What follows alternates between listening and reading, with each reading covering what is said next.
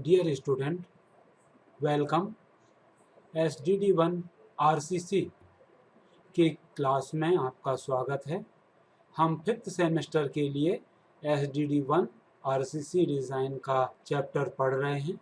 पिछले पीरियड में हमने इसका इंट्रोडक्शन, इसका परिचय प्राप्त कर लिया था। हमारा SDD से मतलब था स्ट्रक्चरल डिज़ाइन एंड ड्राफ्ट, यानी हम किसी भी स्ट्रक्चर की अभिकल्पन करेंगे और उसकी ड्राइंग बनाएंगे, ड्राफ्टिंग कर। मैंने आपको पहले भी बताया था कि स्ट्रक्चरल डिज़ाइन के हमने 3 हिस्से किए हैं। पहला RCC डिज़ाइन का है, जिसमें हम रेनफोर्स्ड सीमेंट कंक्रीट डिज़ाइन पढ़ते हैं। दूसरा स्टील डिज़ाइन का है, जिसमें हम स्टील स्ट्रक्चर की डिज़ाइन पढ़ते हैं। और तीसरा हमारा वुडन स्ट्रक्चर की डिज़ाइन का है, जिसमें हम लकड़ी से बने हुए स्ट्रक्चर्स की डिज़ाइन के बारे में पढ़ते हैं। तो हम अपने इस चैप्टर को कंटिन्यू कर रहे हैं। पहला आप लोगों के लिए मैं सेंड कर चुका हूँ, ये हमारा दूसरा लेक्चर हो। अभी तक हमने जो पढ़ा है वो आप लोगों को मैं फिर से याद दिला दूं। RCC से हमारा तात्पर्य होता है reinforced cement concrete. Cement concrete आप जानते हैं कि सीमेंट को बाइंडिंग मटेरियल के रूप में यूज करते हुए कोर्स एग्रीगेट, फाइन एग्रीगेट और वाटर एडमिक्सचर को मिला के जो हम कंक्रीट बनाते हैं वो सीमेंट कंक्रीट होता है। अगर हम उसमें कुछ एक्स्ट्रा स्ट्रेंथ प्रोवाइड कर दें, वो उसको प्रबलन कहेंगे हिंदी में, या रेनफोर्स्ड करना कहेंगे। तो हम रेनफोर्स्ड सीमेंट कंक्रीट स्ट्रक्चर के बारे में पढ़ने वाले हैं। दूसरा, हम स्ट्रक्चरल डिज़ाइन एंड ड्राफ्टिंग के बारे में आपको बता चुके और आगे भी हम इसके बारे में बहुत जल्दी डिस्कशन करेंगे। इस चैप्टर में एक्चुअली हम पढ़ने वाले क्या क्या हैं, यानी हमारे ऑब्जेक्टिव क्या क्या होंगे। तो हमारा पहला ऑब्जेक्टिव होगा कि SDD सब्जेक्ट में या RCC सब्जेक्ट में जो SI यूनिट यूज होते हैं, आप लोग यूनिट के सिस्टम्स बहुत पहले पढ़ चुके हैं, ठीक है। आप लोगों को याद होगा, आप लोगों ने CGS सिस्टम पढ़ा था, MKS सिस्टम पढ़ा था, एक जो सिस्टम आजकल कम यूज होता है FPS सिस्टम पढ़ा था, और आखिरी में SI यूनिट्स पढ़े थे। हम अपने सब्जेक्ट में यूज होने वाले SI यूनिट्स के बारे में जानेंगे। मीनिंग ऑफ RCC आपको बार बार बताया है, हम थोड़ा सा और पढ़ लेंगे कि मीनिंग ऑफ RCC क्या होता है। मेन चीज, हम रेनफोर्समेंट क्यों यूज करते हैं, इसका पर्पस क्या है, रेनफोर्समेंट यूज करने का कारण क्या है, और हम रेनफोर्समेंट के तौर पे क्या क्या मटेरियल यूज कर सकते हैं। फिर हम स्टील ही क्यों यूज करते हैं, और स्टील में हम कौन कौन से तरह के स्टील रेनफोर्समेंट के लिए यूज कर सकते हैं, रेनफोर्सिंग मटेरियल के तौर पे यूज कर सकते हैं। सीमेंट को प्रबलित करने के लिए हम किस किस तरह के स्टील उपयोग कर सकते हैं। फिर हम कंक्रीट के मिक्स जो होते हैं हमारे कंक्रीट के, उनके बारे में देखेंगे। एक्चुअली हम देखेंगे कि हमारे मिक्स 2 तरह के होते हैं। एक मिक्स जो हम नॉमिनल मिक्स कहते हैं। नॉमिनल मिक्स हम आमतौर पे छोटे कामों के लिए उपयोग करते हैं। दूसरे तरह का मिक्स होता है डिजाइन मिक्स। हम दोनों में क्या अंतर है, नॉमिनल मिक्स कौन से होते हैं और क्या होते हैं, इसके बारे में पढ़ेंगे। हम ये भी देखेंगे कि जो हमारे नॉमिनल मिक्स होते हैं उनके ग्रेड कौन कौन से होते हैं, जैसे M15, M20, M25। इनका मीनिंग क्या होता है, 15, 20 और 25 ये क्या बता रहे हैं, M क्या बता रहे हैं, और अगर हमें फील्ड में इन्हें बनाना है तो हम कैसे बनाएंगे, ये चीज़ हम पढ़ लेंगे। हम IS कोड का उपयोग देखेंगे। IS कोड या इंडियन स्टैंडर्ड कोड या भारतीय मानक संहिताएं वो किताबें हैं, वो हमारे लिए रेफरेंस या संदर्भ ग्रंथ हैं जिनको आधार मान के हम पूरी डिजाइन करते हैं। ये हमारा संविधान जैसा है, सारे नियम सारी गाइडलाइन इनमें लिखी होती है, इसी के आधार पर हम कोई भी स्ट्रक्चर डिजाइन करते हैं। हम इस कोड के बारे में डिटेल में पढ़ेंगे, IS 456 2000। ये हमारे लिए बहुत महत्वपूर्ण है। परीक्षा में इसका कुछ हिस्सा आपको उपलब्ध कराया जाएगा जिसे आप परीक्षा में अपने पास रख पाएंगे और उसकी सहायता से डिजाइन कर पाएंगे। तो हम IS कोड्स के बारे में भी पढ़ेंगे। दूसरा IS कोड जो हम यूज करते हैं वो है 875 1984, इसके बारे में भी हम थोड़ा देखेंगे। और आखिरी में RCC डिजाइन एक बहुत बड़ा सब्जेक्ट है, ढेर सारे कैलकुलेशन करने पड़ते हैं और वो कैलकुलेशन काफ़ी वास्ट होते हैं, काफ़ी टाइम कंज्यूमिंग होते हैं। तो वो हम टाइम अगर कम करना चाहते हैं तो कुछ सॉफ्टवेयर का उपयोग कर लेते हैं, कंप्यूटर की सहायता से हम डिज़ाइन कर लेते हैं। तो डिज़ाइन में हम कौन कौन से सॉफ्टवेयर उपयोग करेंगे उनके बारे में देखेंगे। अगर हम एक छोटा सा स्ट्रक्चर लेते हैं, 3 मीटर बाय 5 मीटर का भी हो, तो उसमें भी हमारे पास लगभग 15 बीम आ जाएंगी, ठीक है, 8 या 10 कॉलम आ जाएंगे। तो इतनी सारी चीज़ों को हम अलग अलग डिज़ाइन करते हैं तो हमारा टाइम बहुत लगता है। तो हम कुछ सॉफ्टवेयर के बारे में पढ़ेंगे, लेकिन ये हम सबसे आखिरी में पढ़ेंगे। ये वाला हिस्सा हम जल्दी नहीं पढ़ेंगे, क्यों कि हम पहले मैनुअल डिज़ाइन सीख लेंगे, इसके बाद ही हम इस डिज़ाइन की तरफ जाएंगे। तो ये हमारा इंट्रोडक्शन वाला हिस्सा होगा। को मैंने पहले भी बता दिया, एक बार फिर से मैं रिपीट करा दूं। लाइम कंक्रीट आप लोगों ने पढ़ा है, सीमेंट कंक्रीट आप लोगों ने पढ़ लिया है MT में। हम सीमेंट ले लेते हैं, सीमेंट कोई भी हो सकता है, ऑर्डिनरी पोर्टलैंड सीमेंट हो सकता है,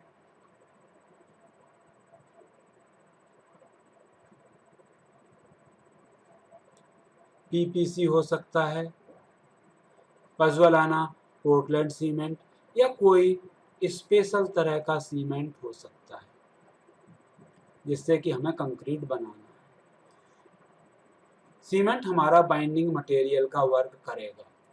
कोर्स एग्रीगेट, जिसे हम लोकल लैंग्वेज में गिट्टी कह देते हैं, कोर्स एग्रीगेट हमारे बड़ी साइज के एग्रीगेट्स होंगे। आमतौर पे हमारे एग्रीगेट की साइज कुछ इस तरह की हो सकती है। फाइन एग्रीगेट, हम फाइन एग्रीगेट के तौर पे सैंड यूज कर सकते हैं। आजकल सैंड की जगह एम सैंड भी हम बड़ी सुविधा पूर्वक उपयोग कर सकते हैं।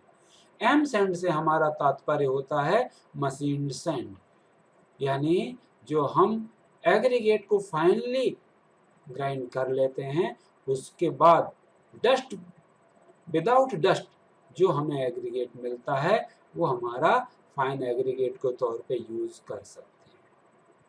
वाटर एसेंशियल पार्ट है और हम जो पानी पी सकते हैं उसे हम कंक्रीट में यूज कर सकते हैं, पोर्टेबल वाटर यूज करेंगे। एक जगह एक साइट पे एक प्रॉब्लम, बड़ी इंटरेस्टिंग प्रॉब्लम देखी गई थी।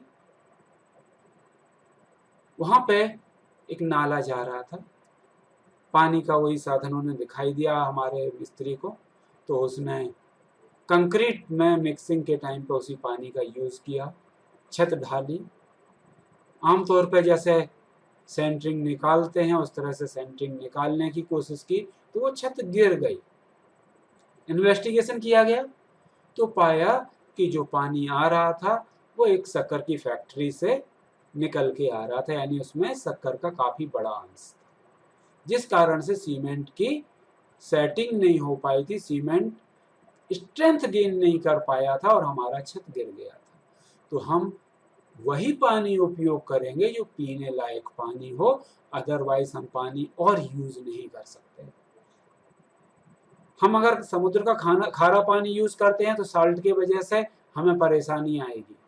हम किसी फैक्ट्री से निकला हुआ पानी यूज करते हैं तो सल्फर के कंपाउंड रहेंगे, उनकी वजह से प्रॉब्लम आएगी। हमें वही पानी उपयोग करना है जो हम पी सकते हैं। एडमिक्सचर, बहुत सारे अलग अलग तरह के काम के लिए हम अलग अलग तरह के एडमिक्सचर यूज करते हैं। एडमिक्सचर समझने के लिए एक बहुत ही सरल सा एग्जाम्पल हम ले लेते हैं। हम LW+ डॉक्टर फिक्सिट का LW+ की बात हम बहुत ज़्यादा का देखते हैं, टीवी पे देखते हैं। तो ये क्या करता है, वाटर प्रूफिंग कर देता है। इस तरह के ढेर सारे एडमिक्सचर होते हैं। कुछ एडमिक्सचर हमारे सेटिंग टाइम को कम कर देते हैं, कुछ एडमिक्सचर सेटिंग टाइम को बढ़ा देते हैं, कुछ एडमिक्सचर सीमेंट को एक्सपांड कर देते हैं सेटिंग होने पे, कुछ एडमिक्सचर हमारे सीमेंट में हवा के बबल बना देते हैं जिससे सीमेंट वेट में कम हो जाए। कुछ सुपर प्लास्टिसाइजर होते हैं जो वाटर सीमेंट रेशो सुधारने के काम आते हैं। उनसे हमारा कंक्रीट कम पानी मिलाने पे भी बहुत अच्छा वर्केबल हो जाता है। तो ये हमारे कंक्रीट के बारे में था। हम सीमेंट कंक्रीट के बारे में थोड़ा सा और पढ़ेंगे। हमारे नॉमिनल मिक्स क्या होते हैं, हमारे डिजाइंड मिक्स क्या होते हैं, डिजाइंड मिक्स कैसे बनते हैं, नॉमिनल मिक्स का तात्पर्य क्या होता है, नॉमिनल मिक्स कहाँ यूज होते हैं और डिजाइन मिक्स कहाँ यूज होते हैं। दूसरा, ग्रेड ऑफ कंक्रीट के बारे में पढ़ेंगे। M5 ग्रेड क्या होता है, M10 क्या होता है, M15 क्या होता है, M20, M25, M30, M35 क्या होता है। ये ग्रेड्स क्या होते हैं। M35 में, M20 में M का क्या मतलब है और 20 का क्या मतलब है, ये भी हमें देखना है। फील्ड में हम M20 मिक्स कैसे बनाने वाले हैं वो हमें देखना है। ये सारी चीजें हमें कंक्रीट के बारे में अभी। और अब रेनफोर्स्ड कंक्रीट क्या होता है वो आप जानने लगे हैं कि ये कंपोजिट मटेरियल है, ठीक है। और हमारे मॉडर्न कंस्ट्रक्शन में ये बहुत ज़्यादा उपयोग होने लगा है क्योंकि इसके ढेर सारे एडवांटेज हैं। क्या एडवांटेज हैं आप लोग सोच सकते हैं। सबसे पहला एडवांटेज है इसे किसी भी शेप में ढाला जा सकता है। जैसे हम कहते हैं कि हमें गर्डर चाहिए स्टील के, तो बट एक निश्चित साइज से बड़े गर्डर हम ला नहीं सकते, ट्रांसपोर्टेशन में प्रॉब्लम होती है। अगर हम एंगल सेक्शन की बात करते हैं तो अलग अलग स्टैंडर्ड साइज है, उसी साइज में एंगल सेक्शन मिलेंगे। तो हमें अगर कोई निश्चित साइज से बड़ा एंगल चाहिए तो हमें मेंबर्स को जोड़ना पड़ेगा, किसी ना किसी तरह से उन्हें मिला के नए सेक्शंस बनाने पड़ेंगे। कंक्रीट में कोई प्रॉब्लम नहीं है, जैसी भी बीम बनानी हो वैसी हम तुरंत ढाल सकते हैं, हमारे पास फ्लेक्सिबिलिटी बहुत है। हमें सीधी बीम नहीं चाहिए, कर्व्ड बीम चाहिए, वो भी हम बना सकते हैं। हमें टेढ़ा इस तरह का रूप चाहिए, हम वो भी बना सकते हैं। हम किसी भी शेप और साइज में कंक्रीट स्ट्रक्चर को ढाल सकते हैं। बहुत बड़ी हमें फ्लेक्सिबिलिटी मिलती है और इसी कारण से हम स्टोन स्ट्रक्चर, टिम्बर स्ट्रक्चर और स्टील स्ट्रक्चर को यूज ना करके आज के टाइम में कंक्रीट के स्ट्रक्चर। चलिए, जिस सीक्वेंस में हम पढ़ रहे थे उसी में हम आगे बढ़ते हैं। हम ऐसा यूनिट्स कौन कौन से यूज करेंगे। तो हमें सबसे पहले अपने स्ट्रक्चर में फोर्सेस के बारे में जानकारी चाहिए होगी।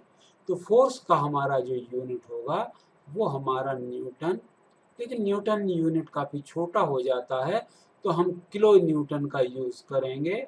और आप लोग जानते हैं किलो न्यूटन यानी 1000 न्यूटन होगा। तो फोर्स के लिए हम ये यूनिट करेंगे यूज़। अब हमारे लिए स्ट्रेसेस काफ़ी महत्वपूर्ण प्रॉपर्टीज़ हो जाती हैं। हम बहुत सारे जगह पे स्ट्रेस को ही चेक करते हैं। तो स्ट्रेस के लिए जो हम यूनिट यूज़ करेंगे, स्ट्रेस यानी force per unit area. Force का यूनिट अभी हमने पढ़ लिया है कि किलो न्यूटन या न्यूटन होगा। और एरिया का यूनिट मिलीमीटर स्क्वायर होगा, तो स्ट्रेस का यूनिट न्यूटन पर mm स्क्वायर होगा। कई बार हम न्यूटन पर mm स्क्वायर की जगह न्यूटन पर मीटर स्क्वायर का उपयोग करते हैं। इस यूनिट को हम पास्कल कहते हैं। ये यूनिट काफी यूनिट हो जाता है। न्यूटन काफी छोटा यूनिट है, मीटर काफी बड़ा यूनिट है, इसलिए वैल्यूज हम मेगा पास्कल में यूज करते हैं। मेगा का मतलब आप लोग जानते हैं, किलो शब्द काहे के लिए यूज होता है ऐसा यूनिट में, वो आपको पूरा का पूरा पता होगा। मैं एक बार आपको याद दिला दूं, किलो का मतलब होता है 10 टू द पावर 3, मेगा का मतलब होता है 10 टू द पावर 6,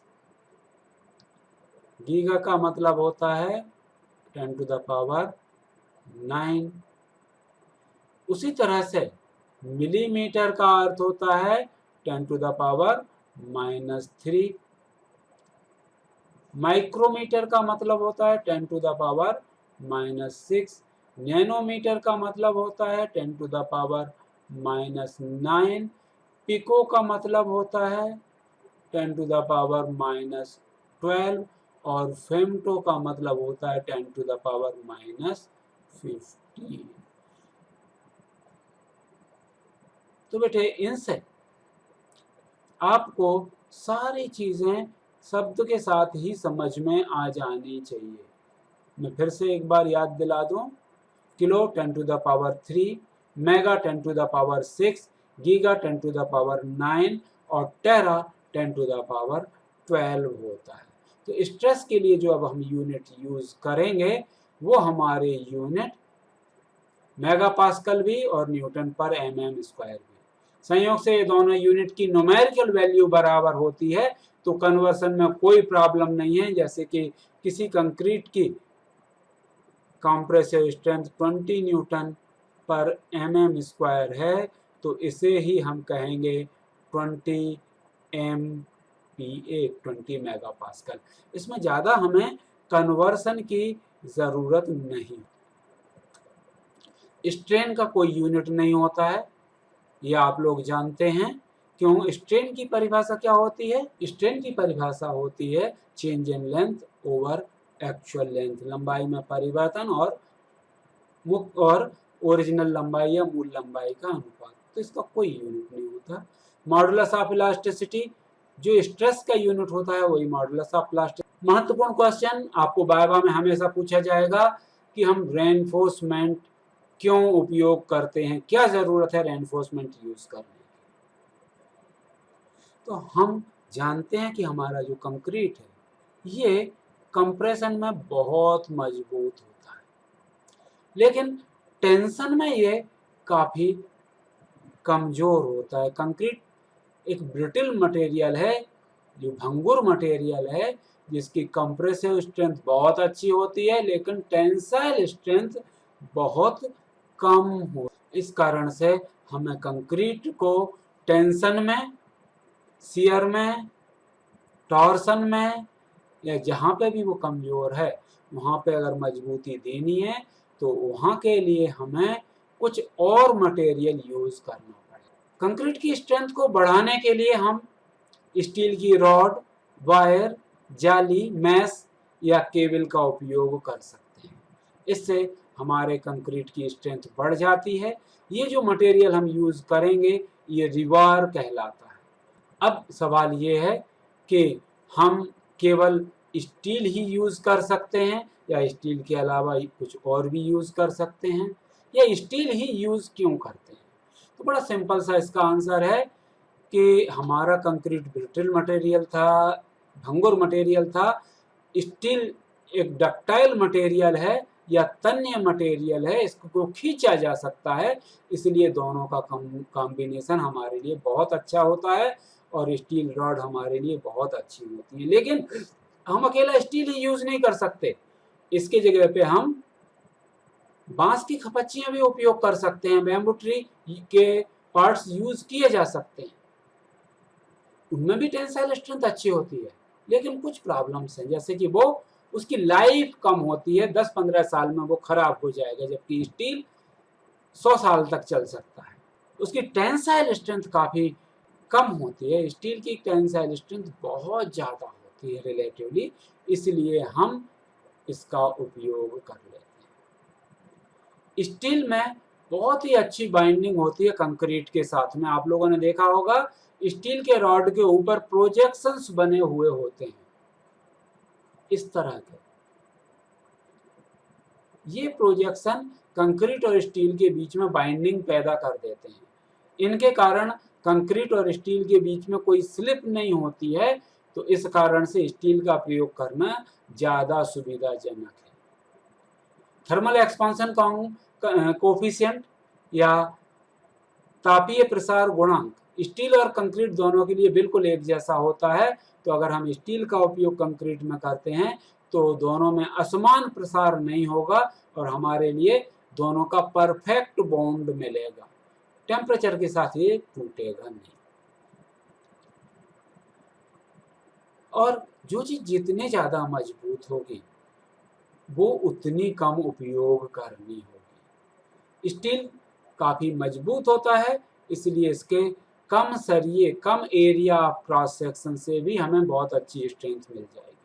इसकी जगह अगर हम प्लास्टिक उपयोग करेंगे, कमजोर होता है तो ज़्यादा मटेरियल उपयोग करना पड़ेगा। इसकी जगह बांस उपयोग करेंगे, ज़्यादा मटेरियल उपयोग करके ही हम उतनी स्ट्रेंथ ला पाएंगे जितना थोड़ा सा स्टील उपयोग करके ला सकते हैं। और इन सब कारणों से हम बांस या प्लास्टिक उपयोग ना करके, नायलॉन का उपयोग ना करके, रेजिन का उपयोग ना करके हम स्टील के रॉड को रेनफोर्सिंग मटेरियल के तौर पे उपयोग करते हैं।